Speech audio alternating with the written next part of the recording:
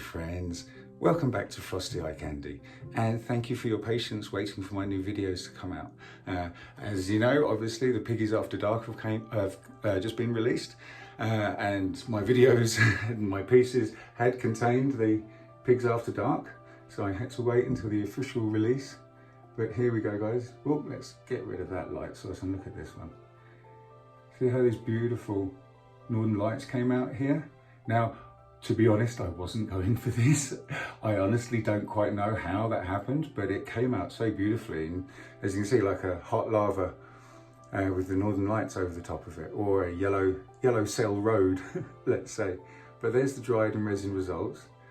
You can see it came out very prettily. But so, what colours did I use? So first of all, I used Techno by TLP, the fantastic fluorescent yellow. Then I used the new Pigs After Dark and Ravishing, which is the orange one, okay? And you'll see in the video.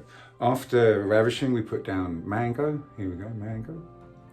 And then we finish off with Persephone, gorgeous, beautiful, lovely red color with a blue, gorgeous blue flash to it. And then the hide layer, guys, is TriArt. This one is Mars Black. Now, obviously, all of these pigments are from fluidartco, so I suggest you go to their website. Fantastic guys there, and they sell fantastic products. So let's zip it, and we'll get on with the video. Okay. Hi there, friends. So welcome to the voiceover part. I should start by saying that's a 20-inch round, and I easily put down maybe about, I don't know, 15 ounces, maybe 20 ounces of pillow paint here, because I'm using 2 ounces of each colour. So that's Techno going down right there. And now, of course, the fun one everyone's talking about, the fantastic new Piggies After Dark. So this is the fantastic Ravishing. It's a glow-in-the-dark orange. Now, as you can see, I'm slowly pouring it over the Techno here.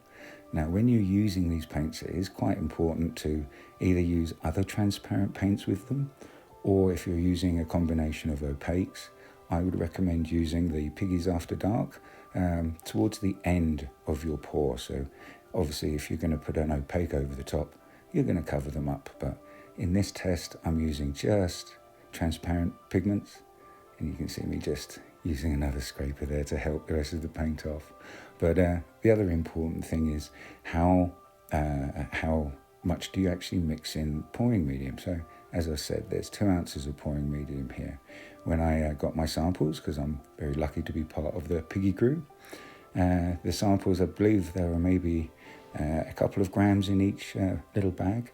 So I did a test with using small amounts and then slightly larger amounts. And my conclusion is with these pigs and the glow-in-the-dark paints, the Pigs After Dark, the more you use, the more you mix up in your pouring medium, the better and the stronger glow-in-the-dark effects you're going to get.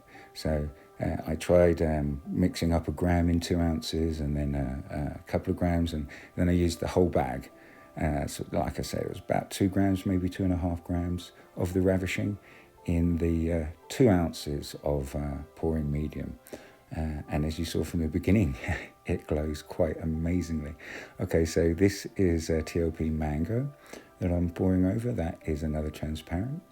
And now here's one of our latest favourites. This is the fantastic Persephone. It's this beautiful, gorgeous, as you can see, beautiful claret colour. But it has this fantastic blue flash to it. And again, it's transparent. So even though we're covering up the glow-in-the-dark orange, the Pigs After Dark, and it's called Ravishing, even though we're covering them up with 2 other pigments, they are both transparent. So when we do the swipe over them, we're going to be able to see those glow-in-the-dark pigs underneath those 2 colours.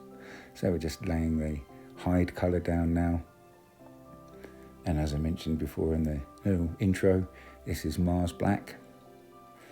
Just slowly pouring it over there.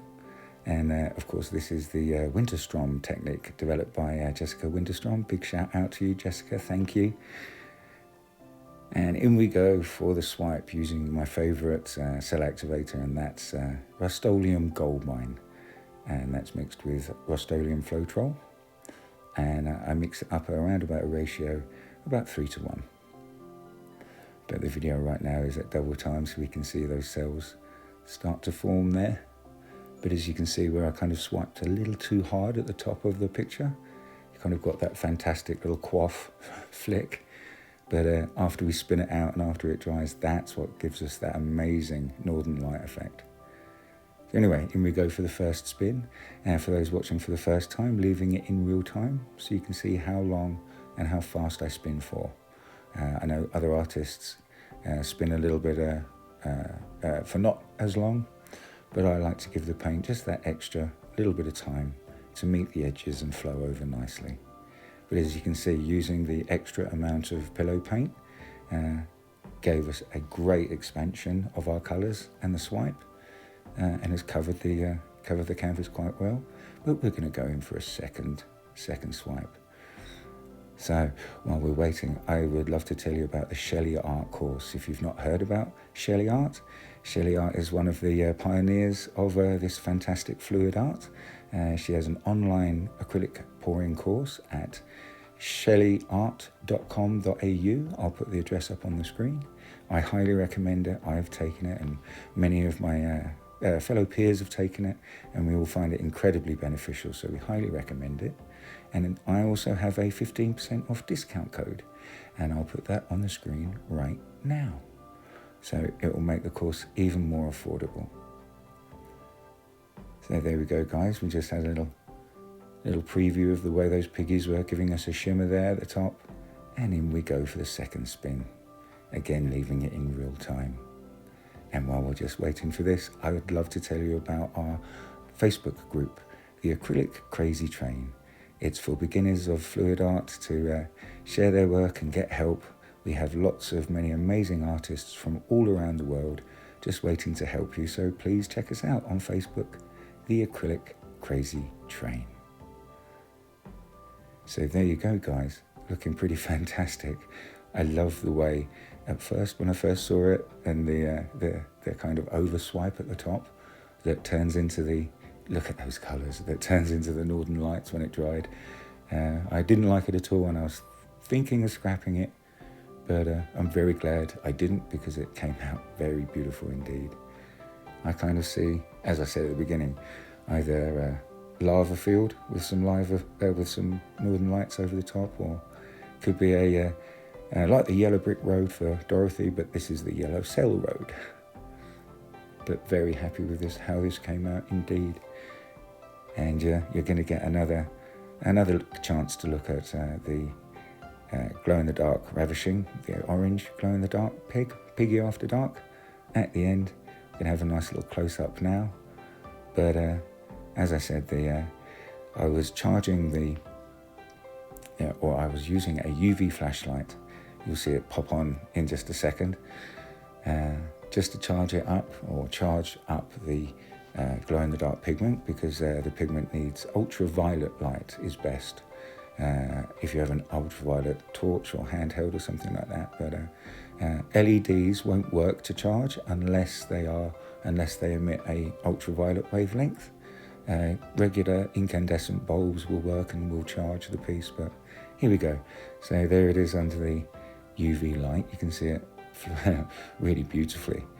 But the next video, you're going to see it in the complete darkness. So after about 30 seconds, this is how much it glows, using at least 2 grams, which is quite a lot in 2 ounces of pouring medium. But as I've said, the more you use, the longer it will glow for, and the stronger the effect you will get.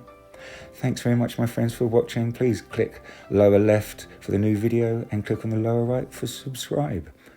See you next time.